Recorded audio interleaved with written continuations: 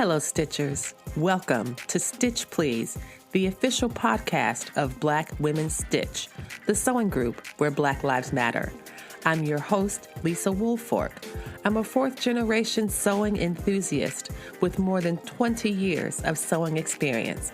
I am looking forward to today's conversation, so sit back, relax, and get ready to get your stitch together.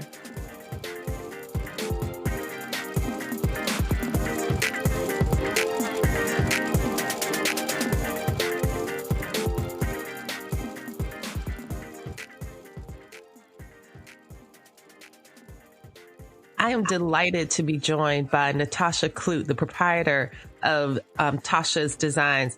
I was first introduced to Tasha's work through a friend, Finer Fabrics by Quinora Renee, and I was overwhelmed by what Tasha had created.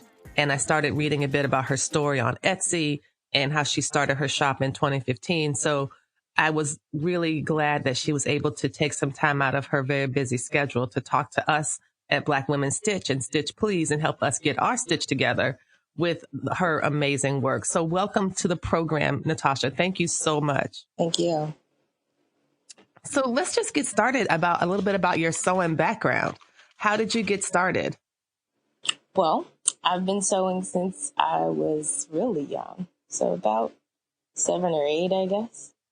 And sewing is I've been surrounded by seamstresses and crocheters and crafters. My mom's a seamstress. My grandmother sewed a little bit, but she's more of a crocheter. And I had a great aunt who was a seamstress. So that's kind of where I believe the love and the gift came from. So this is like a family inheritance kind of thing that you grew up seeing these women around you making really great things. Did they do a lot of sewing for you as a child, or when you were young, did you do sewing for yourself or for dolls or that kind of thing? Oh, absolutely.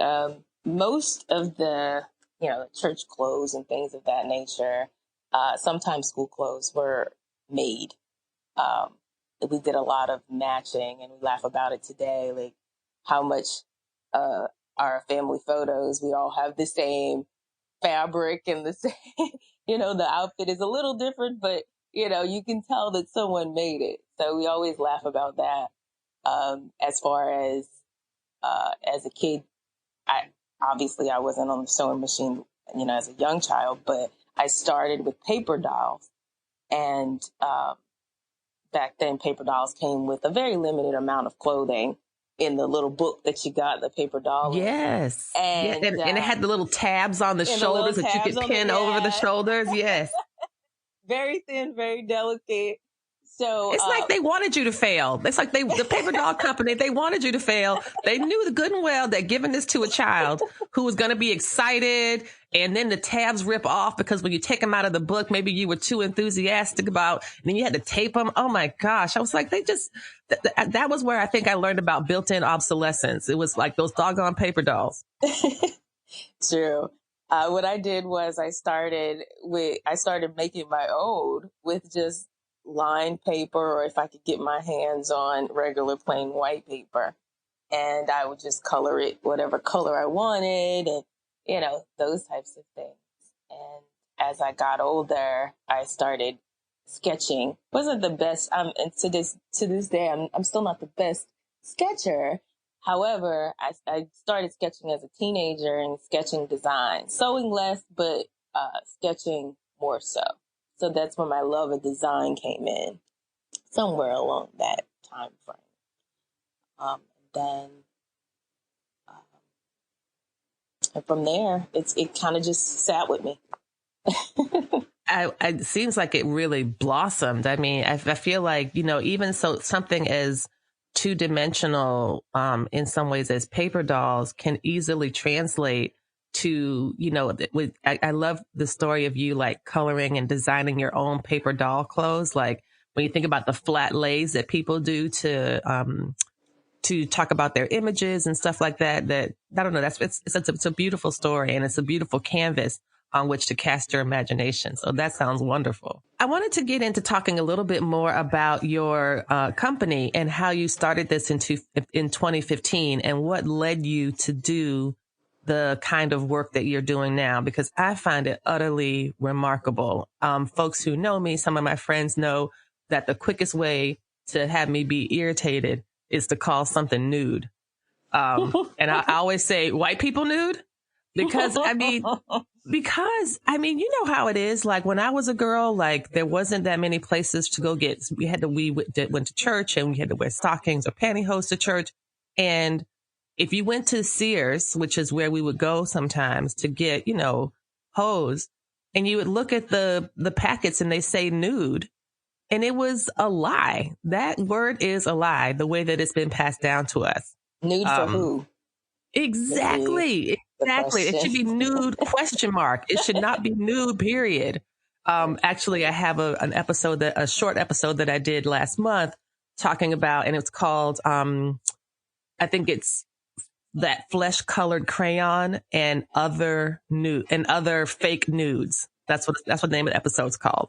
And it's about me as a kid and how I got the, 64 crayon box from Crayola. You know what I'm talking about? Remember it? Yes. Yes. Yeah. That was the ultimate box. Wasn't it the ultimate box? That was like the ultimate box. It felt like someone had given you like all of the world's treasures, right? And I still remember cracking it open and the smell of all that fresh wax crayon and stuff. And then it had a sharpener, right? It had a sharpener. Yeah. Oh my gosh. I love that thing. But there was a crayon in it called Flesh. And because I was a kid that was very literal, I thought flesh meant skin color. And so that's what I thought was the color you colored people with. And so I remember this so vividly, Tasha. I remember coloring people, like drawing my family and coloring and coloring and coloring and thinking that if I colored it more, it would get darker.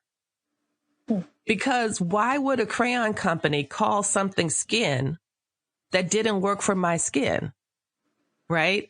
Like the crayon company couldn't be wrong, right? They couldn't be mistaken.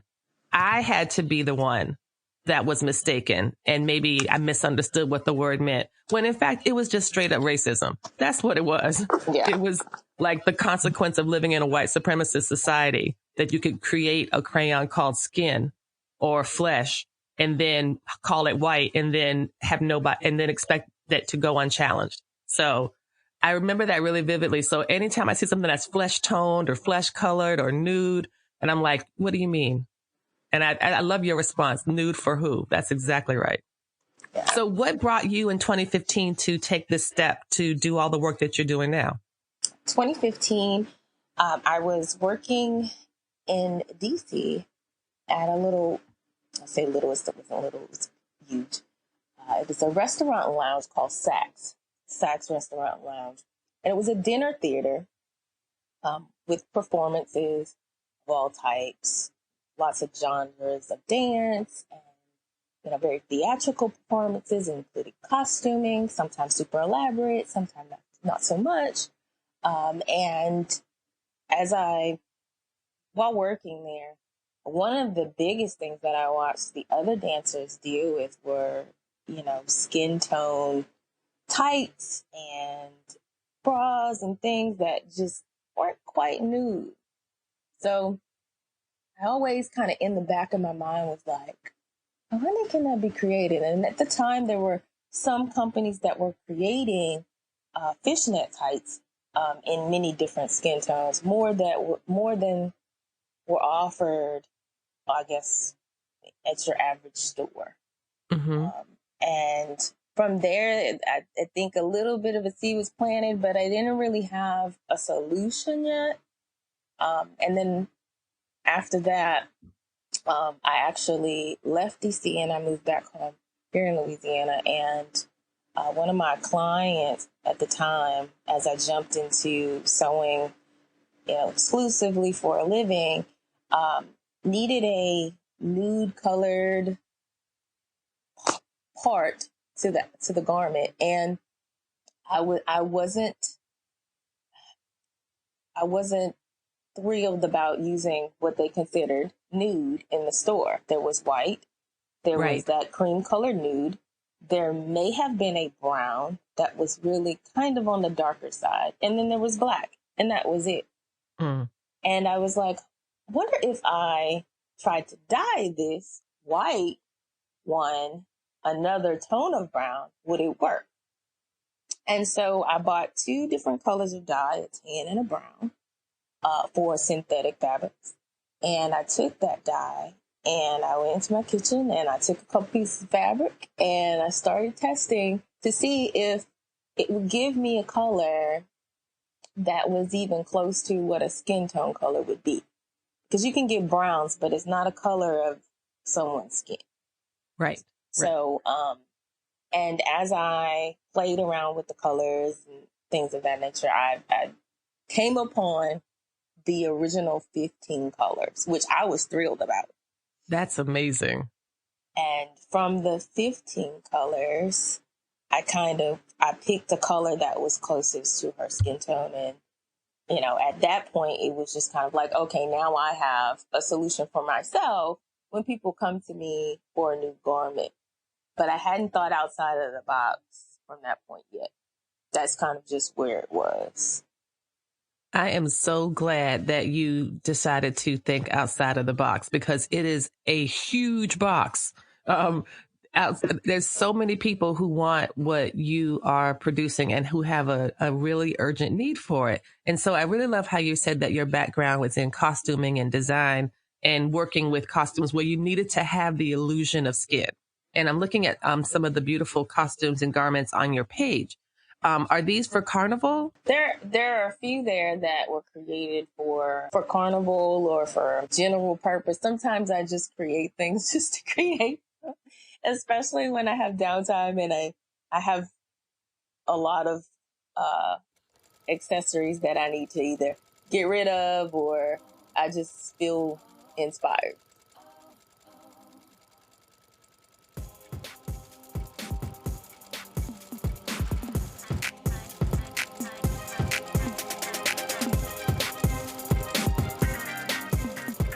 Well, Natasha has certainly inspired me.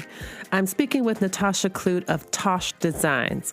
After the break, we'll talk more with Natasha about her range of 15 colors for Black women, exponentially blossomed into a huge field of beautiful and delicious colors. Stay tuned to learn more.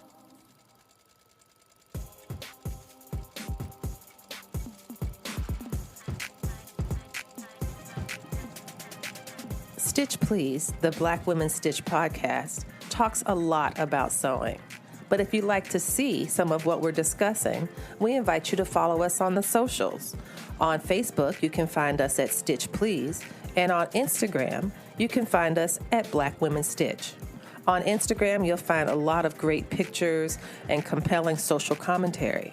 In addition, you can participate in a weekly live Instagram chat at 3 p.m. on Thursdays at Eastern Standard Time. So follow us on the socials, Facebook at Stitch Please and Instagram at Black Women Stitch, and get your stitch together. I'm joined today by Natasha Clute of TAOSH Designs. Let's tune in and hear about how creativity and creating something for herself led to this beautiful array of melanated fabrics, and hear more about how Tasha's focus, her combination of creativity and chemistry, her diligence and willingness to start over has led to this really amazing, gorgeous set of fabrics that Black women can now enjoy. Stay tuned. Tell me, why do you think it's important to have, for folks, for sewists to be able to have access to meshes and foundation garments or foundation fabrics that match their skin? When you're making a garment for someone that essentially is supposed to be nude or unseen, the key word is unseen. So whatever that element is, whether it's, you know, the arms, whether it's the middle bodice or whatever that is, in order for it to be in the sense of illusion is what the term that they use. It's important for it to be the same as their skin tone so that you don't see it. And that's I difficult. love it is difficult. And I think, I mean, if you recognize that it's difficult and I recognize that it's difficult just as someone who's never tried to dye anything. And I love the word illusion here because I think it is important just stepping back a bit and thinking, socially that it's interesting to me that this illusion, like while one illusion is broken, the illusion, for example, that you have Black folks who have to wear these nude fabrics, these fake nudes that look terrible on them, that don't match at all. It's also maintaining another illusion. And that's the illusion that whiteness is universal and that anybody can wear this fake nude. Anybody can wear pink ballet slippers and have it match. Anybody can wear or draw in their family with a flesh colored crayon. And I think that that is just one of those dangers of really small and subtle danger of what it means to live in a white supremacist society, because whiteness is positioned as the default, is positioned as neutral, as something that anybody can have access to. And that's totally false. I was thinking about the ballet slippers. I'm not sure if you saw, there was a story. I did. A few years ago. Do you remember that? Wasn't that amazing? Tell me. So my understanding of it was there was a company that was going to start making nude or flesh colored ballet slippers for Black dancers. Is that the one you mean? Yes. And they have. So, yes. So tell me more. Like, tell me why that's exciting to you. I know why it's exciting to me. Well, first of all, exciting for me, exciting for my dancer friends, first of all, because that was like one of the biggest issues. And what they had to do, some of them had to do, was use, I guess, marker or fabric pens or makeup in order to make their ballet slippers or dance shoes the same color as their skin. So important and excited for them for that. And at the same time that I think it was released and it was kind of, being shared on social media and things, I found that was around the same time that I was actually in the kitchen whipping the initial batch of skin tone colors. So it kind of just, I guess, gave me that, inspiration that I needed to say, okay, so, I'm not the only one out here and it's beginning. Like the mindset is changing to where it's like, okay, it's been this way this long and this hasn't existed. It's about time that it did. And more than myself, or, there were other people out there that were actually making moves toward that goal. So that's why it was exciting for me. It was like, okay, I'm on to a little bit of something. But at that time, I was just doing it for my personal reasons. I had no intentions on putting it out there for the world. It was just to kind of like, for me personally as a seamstress and a designer. I think that's really great because what it shows is that when you make something that kind of answers a specific need, a need that you have, it just shows how likely it is that it's a need that somebody else has. And I think what you've identified, at least in my opinion, is this huge global need. Do you know how many Black people are sick and tired of trying to wear fake nude pantyhose? Like a lot. I found that out. I found that out recently. It's absolutely true. And so like what you're doing is really incredibly innovative and it's powerful and it's restorative. And by restorative, I mean like it's helping to restore Black people at the center of their own stories, of how we dress, of how we want to clothe our body. If I wanted to wear a garment that required illusion fabric, I would be very challenged to find that at any local shop. I just would, you know, it's not something that would come up. Right. As as Tressie Cotton talks about. So I'm a regular black girl, right? Dark skin, regular black girl, 4C hair, right? Like that is who I am. And the fabrics that are meant to be for my skin tone are very minimal. They are very hard to find.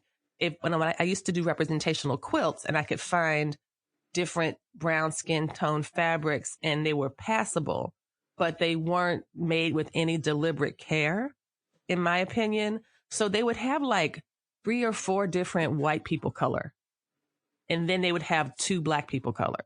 And it just felt so lazy and so, just like I'm sure people who are much more expert in the makeup world. I don't do a lot of stuff with makeup, but I know that this has also been an issue there. Correct. Where you have like, we have a Clinique counter on my campus, and I just walk over there just for kicks and giggles because I'm never buying anything. But, because nothing matches. Nothing. They don't have anything over there for me, And so you see they have like this huge array of foundation, and 80% of them are for white people. And I'm like, how do you, I don't know, it just seems so, I don't know, solipsistic. I'm not sure what the right word is, other than just another form of racism, to imagine that there are some folks who are worth meeting the needs of, and there's some folks who are not. And unfortunately, like when it comes to, as you said, with the world of dance, by not having flesh toned leggings and tights and illusion fabrics and ballet slippers for Black folks, it sends this subtle message that this is not for you. And I think that is one of those negative consequences of something that some might see as so superficial and not that important, but is pretty important. I believe this. So let's talk a bit more about the how you transitioned from 15 fabric colors to 85. How did that happen? I have no idea. It's all a blur. So it's been about a year, but in the first, I want to say 6 months, I had the 15 colors, and I was perfectly okay with the 15 colors, but I hadn't really done the whole bit. I hadn't made all my variables consistent. I was just kind of playing with it. So I said, let me go, and let me make sure that my water is consistent temp, the same amount of, the same fabric, the same size fabric, like putting everything together, scientifically, to where if I were going to branch out and do this, put it out there to the world, I could duplicate it, which is one of the things that would be important if you're going to build a product with this, as opposed to just doing it personally for myself. So I set out to kind of write down formulas and that type of thing. And through that experience, I created 25 colors. And that was fine with me. Again, I was fine with the 25 colors. And 25 is good. I don't know why I need more than 25. 25 is a lot of colors. It's a lot of colors. And those were just the colors that, to me, were colors that would be the actual color of a person. I mean, I got way more than 25, but only 25 of them made the cut. I went with the 25 colors, and at that point, I put it out there to the world gently. And I got a little bit of feedback and a little bit of interest, and I was excited about it. People started, ordering the swatches and asking questions and ordering fabric. And I said, okay, this is a good thing. And I had some issues that came about initially with the fabric, not being consistent, ordering, one type of fabric and having it being this content, and then ordering it again and something different. And that was a battle. So then I was on the search for a vendor that would be more consistent. So I found that. And the dye was just something that I would buy over the counter, just a RIT product. And that was okay in the beginning. And RIT decided to change one of their formulas on one of their dyes. So that changed everything for me. And it kind of threw everything off. So those formulas that created the one color would not work the same with a different version of the dye that they created, the newer version. And then depending on where you ordered it from, you would get dye from a different batch. Luckily, their products are labeled with the batch number on the top, so you can see which batch it came from. So you can almost know whether or not it's going to work or not. But the issue was that every time I bought a bottle, it may have 3 or 4 different batches that it came from. And I was just like, it became impossible. And when it became impossible, I was just like, I don't think this is going to work. So I had to start from scratch and start over. So I started over, and the new, it would be the third test run, created 55 colors. Oh my gosh. Oh my gosh. This is like, it's just multiplying. That's amazing. And what happened was I got a little bit more disciplined with all of the factors that are involved in the process of dyeing. So, making all the moving parts of it solid. So making the amount solid, making the water temp solid. I've already talked about that. And I had a conversation with RIT, or the representatives from RIT, and they were still in limbo on the main color that I was using to create the colors. And after we actually stayed on the phone for about 3 hours discussing, and they're really helpful, really, really helpful. And they were really impressed with the number of colors that I had created. I actually talked to the guy who his main job is to color test and make formulas for colors that are, RIT colors. And I don't know if you've ever been to their website, but RIT has a long list of their color directory, and it has a formula for the colors so that you don't have to guess. They've already done it for you. That's amazing. No, I have never gone to the RIT website and looked at the colors. The words you're saying, I don't know if you've ever seen this. There's a comic by, I think it's Gary Larson, called The Far Side, and it's called Talking to Cats.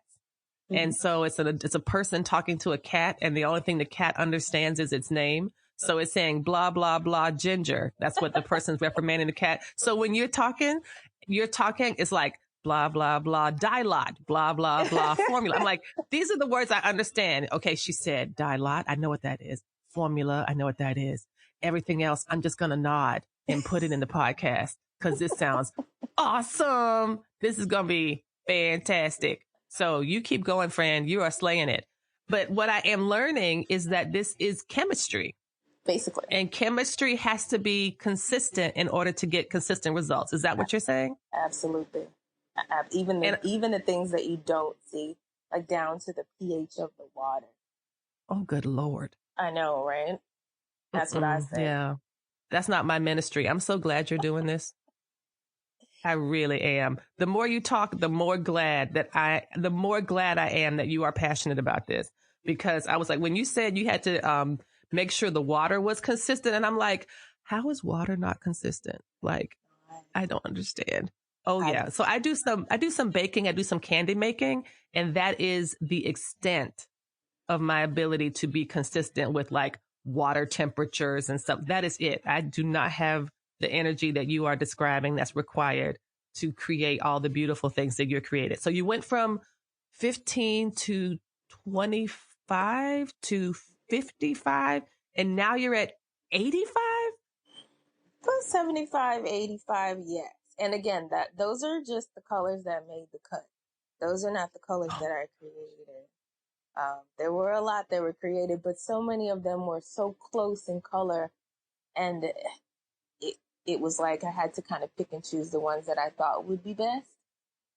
Mm-hmm. And also, And once you look at all of those colors, you're looking at colors all day. I don't know how many times I have to close my eyes for a couple of seconds and then open them again to see, because at some point the colors are so close sometimes that they all just start to look alike. And I'm like, I know these two colors are not the same, but they're looking the That's same right. to me.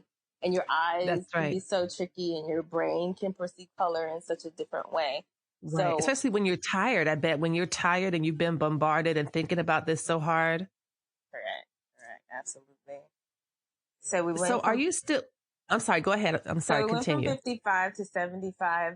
That process included a couple of changes. Um, the the fabric became pretty consistent. However, I had to upgrade to a pro line version of the dye. And what that meant was it was more along the lines of the dye that people who dye professionally use, who dye a lot. That's the line that they use. Still by Rit, but different. And that 3-hour conversation that I had with the representative, he suggested this. But what that meant was that I had to start the entire process over. Oh my gosh. So What? the 85 colors came from an entirely new process, a new set of dye, and it took me about 6 months to do. I actually had Oh to my shut gosh. the Etsy shop down, including my website shop, down for about 6 months.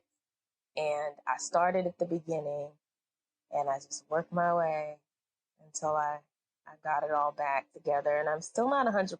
The website is not quite back up yet, but that is kind of how we ended up at 85 colors. And that is actually not the end. There is actually, and it sounds crazy, but there's a color that has not been tested yet, that I'm pretty Wow. sure will exponentially change that number. And I'm really afraid to even begin that process. But You don't mind starting again. I don't know why you're afraid. I well, I mean, don't have to you start again. I don't have to start again this time. Like, I have a solid, I mean, my see, you got a head foundation is start. solid this time, and formulas are solid, and everything is solid.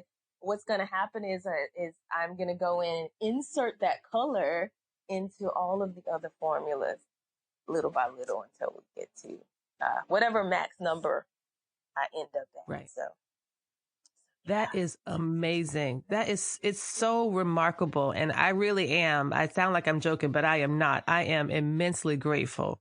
And I know lots of other people are, that you were willing to take the time and to do this again and again and again and again until you got it right. And and you said you're happy now with the manufacturer that you have for the fabrics. You've got more consistency there.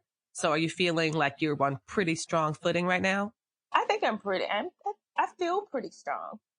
I know that there are probably a couple of things that I probably could benefit from having, you know, more contact with wholesale vendors. But outside of that, you know, I think everything is pretty solid. I do offer several different types of fabric, but Right. And that was something. Mhm. I have not explored those fabric mediums on a wholesale level yet. Yes. So Yes. it's a big fabric world out there. It's true. It is a big fabric world out there. Let's stay tuned to my conversation with Natasha Clute of TAOSH Designs and find out about how she is making such a significant contribution to that huge world of fabric, particularly insofar as centering the needs of Black women as an overlooked consumer in the market of nude, quote unquote, nude and illusion fabrics, and how she has been able to provide an amazing product that many of us will appreciate. It is a huge fabric world out there, and you are making such an important mark on it. You really are such an important contribution. I wanted to talk about the three weights of fabric that you offer. Is that correct? It's three weights. It's three different types of mesh. Am I It's right in that? Here's the thing with the mesh. it is not categorized in such a way that distinguishes different meshes by content. It doesn't have like a different name to Okay. separate it from one from the other.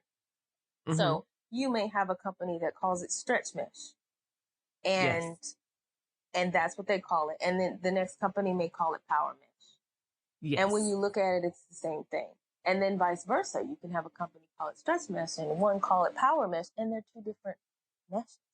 So that Exactly. in and of itself has been a, a learning curve. And the only thing that I can do at this point, I'm way in Louisiana, don't really have access to these big companies as of yet.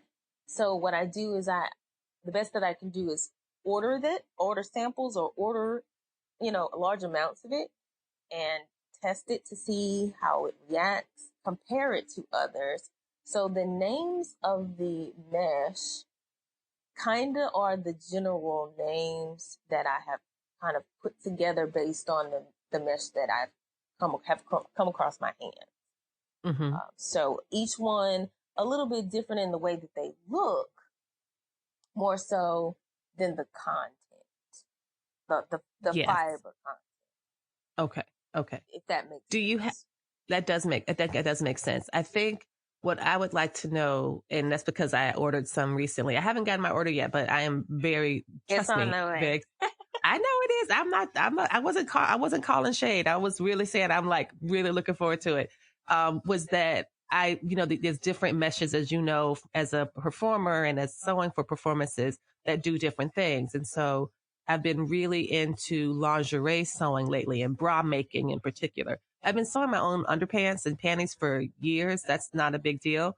But the bras was something that I'm really excited to get into. And I've almost, I made one and it didn't work. I custom designed another one, taking a class that fit my actual self. And that's great. And I just tweaked it. And now I'm ready to make a real one. And I want it to be my skin tone. And it's like, oh, well, too damn bad. Right. So I saw your meshes and I was like, oh my gosh. After Quinoa Renee told me about it. And I was like, okay, I'm going to order some. So I ordered a bunch of different, swatches and stuff to try. Yeah. But that's what I was hoping that it would be good. I guess some people call it power mesh because it has, I mean, maybe you could talk about it in relation to the degree of stretch it has. Like it has Okay. maybe 10% stretch or 7% stretch. I'm not sure, but it stretches a little less than some of the other ones because first of all, I do not want a pair of power mesh draws, because I need to walk around and, go throughout my day without feeling like I'm wearing some type of chastity belt. So I need a different kind of mesh if I'm going to wear a mesh panty than if I'm going to wear a mesh bra. Bra, you want it to be tight. You want it to not stretch so much. So do you offer those two different kinds? There's a stretch mesh, and how I describe the stretch mesh. It is like a power mesh. It is more stretch. It has more stretch than your traditional power mesh. Um, the stretch goes a long way, and it's a 4-way stretch. When it's not Mm-hmm. stretched, just kind of sitting there, it is reminiscent of pantyhose. Has a very Yes. soft look, but it's not Mm-hmm. thin like pantyhose. So Okay. that's kind of how I distinguish. And unfortunately, with the stretch or smash, I call it for short. Smash. Oh, that's cute. Smash. So I like that better than stretch mesh because, oh, smash. Oh, that's so cute. I like it. And Continue. what I like about um, how it differs is that sometimes it might borderline between the stretch mesh and the power mesh. So sometimes, depending on the vendor, and sometimes with the same vendor, I'll get the same fabric ball to roll, and it'll just be slightly off.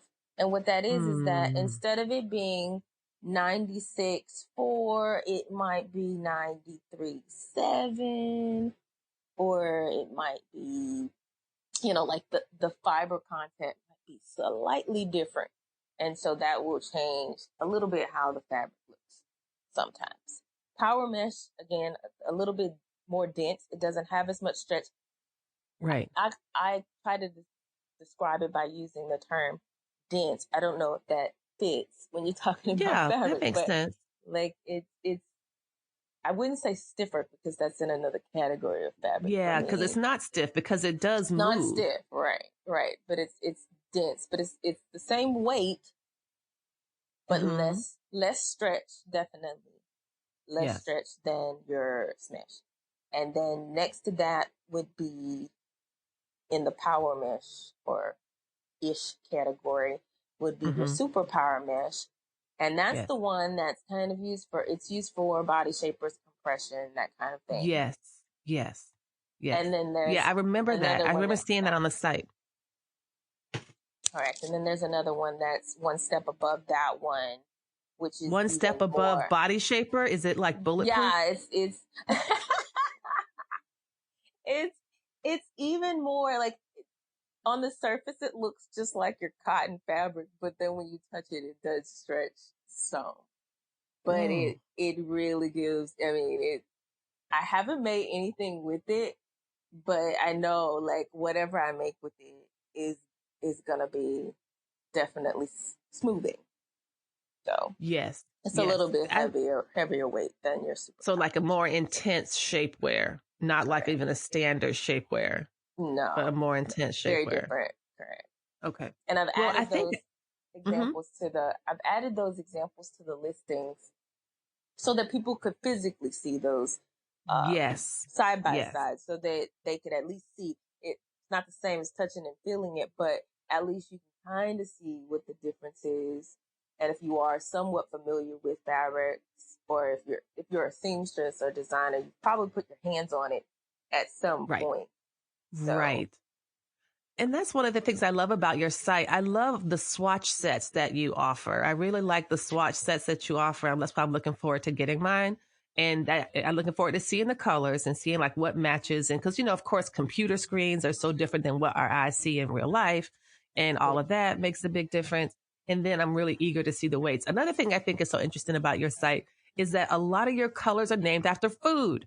So what made you think to do that? Did that make it more memorable? Was there a certain suggestion where someone make a suggestion to you about food names? I mean, I looked through your site and I was like, gosh, I think I'm hungry. it's easy to do. I think when I think about browns, colors, all of the things besides people that are brown, all the things that are brown are desserts for me when I think Hmm. of brown. And so in my mind, and I'm a junk food junkie, so I guess that might play a little bit of part Hmm. Me into too. that. Same.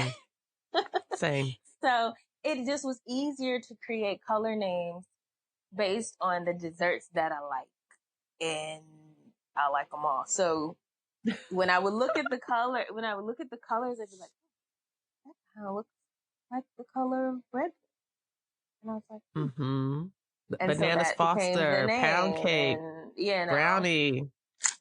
all right, cinnamon roll and, Yes. all of the other tasty colors.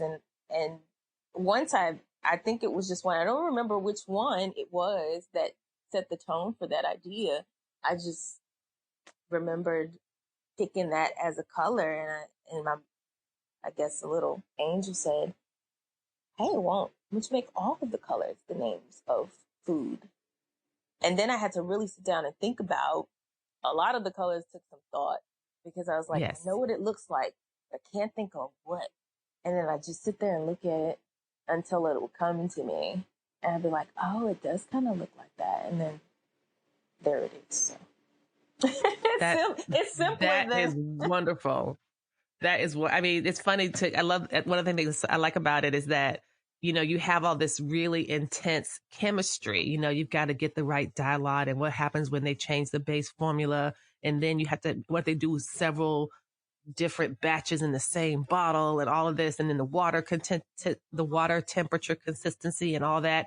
And then you're like, ooh, I think I'm going to call this one Reese cup, or, oh my, this looks like a brownie. This looks like, cake, pound cake, the outside of grandma's pound cake, Yes. which now I kind of want some pound cake now that I think about it. But no, this has been a wonderful, thanks so much for taking the time to talk with us.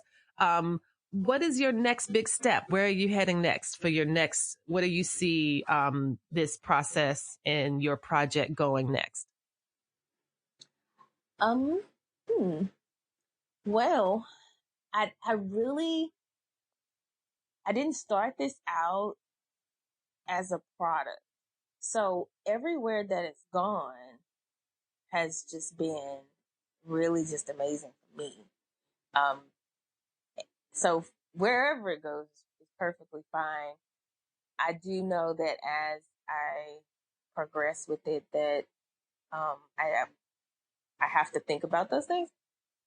So what I would like to see for the product as a whole is that it would be offered exclusively in more than just the mediums that I have available, including your spandex, your Oh yeah. satines, your like all of Yeah. your fabrics that could be used in the design and seamstress world as a nude fabric, in a garment. Right. And then Right. secondly, would also like to maybe see, I don't know, it's just so, it could go in so many ways. Like I just see it being a great thing for designers and for Hmm. seamstresses, for people, but Yeah. for designers and seamstresses who And I run think into this that, issue very often. yes. And I think it really is changing a lot of people's minds and opening up possibilities for what's available to us, And so, I mean, that's why I really don't want to underestimate the contribution that you are making to helping to revolutionize the sewing and maker community for inclusivity. And I think that that is something that you should be very proud of. That's something that you are basically saying we are not a monolith, and that you cannot use the word nude and have it without some type of caveat, because you have 85 colors over there that could be considered that are somebody's nude. And unless someone is doing that, and I haven't seen anybody else try, we owe you a huge debt of gratitude for your hard work and your inspiration and the way that you're helping to push this forward. And I'm also very excited to have a really cute bra and panty set coming up pretty soon out of your fabric that's gonna match my skin, made out of your smesh. I'm excited. I'm excited to see it. I'm excited to see it. I love that. I love to see products that people make, and from time to time they will post them or they will share them with me, and it feels really good because it's like, you know, you did that, and Yes, I guess you I did. really don't think about it like that because again, it was just kind of something that I was doing to feel a personal need, and never thought for a second like how huge it really was until now. Yes. Yes. Until now. And I think that, you could say this was a personal need, but like, oh, look, she made something and she made something and he made something and she made something yeah. And like, where would we be if you hadn't done this, you know? And so I think that you should be incredibly proud, of what you've accomplished. And I know that when you get ready to turn the page, it's going to be another exciting part of your story. Tell folks how they can find you, your website address and Instagram and stuff. And I'll be sure to include that on the show notes. Okay. You can find me on TAOSH.com. That's TAOSH.com. And Tosh Designs on Instagram and Tosh Designs on Facebook. And it's all spelled the same way? Tosh Designs is one word. Thank you so much again for taking the time to Ew. talk with us. I've been talking today with Natasha Clute of TOSHdesigns.com. Be sure to check the show notes to find out the links to the products that Tasha was talking about with us today. And stay tuned for our wrap up. And thanks again for coming in. Thank you for joining us for today's episode of Stitch Please, the Black Women Stitch podcast. Let's continue the conversation. Come find us on the socials. We're at Black Women Stitch on Instagram, where we have a very active page, and you can also find us on Stitch Please on Facebook. We also would love to hear from you, so feel free to email us at blackwomenstitch@gmail.com. There are 3 big ways you can support this project, and one of them you're doing already. By listening to the podcast, you're really helping us, so thank you for doing that. In addition, if you rate, review, subscribe, and share the podcast with other folks, that helps the podcast to grow, and it also gives the algorithm that manage podcasts information that will also help our podcast thrive. The third way to help the podcast is for those of you all who happen to have a little extra change burning a hole in your pocket. And if you don't have any plans to use it to buy your 20th, or in my case, 378th Big 4 pattern, that's how many I have in my top pattern drawer, about 378 patterns. You could take that money that you would spend at the pattern sale and give it to us. We are accepting donations at our Patreon site, where you can donate as little as $2 a month, or you could buy us a coffee at ko.fi, and small donations are greatly accepted and appreciated. So thank you for considering that. If you would like a transcript of this episode, you can find that at our website at stitchpleasepodcast.com. And we also ask that you check the show notes, where we have lots of additional information and supplemental information for what we discussed in the podcast. You can find affiliate links there for the products that we like. You can find web links to the Black women that we've been talking about here on the show to elevate and center their work. And you can also find the info we mentioned about donations, as well as our email link. All of that is available at stitchpleasepodcast.com. Thanks again for joining us today. We look forward to seeing you next time. Come back and we'll help you get your stitch together.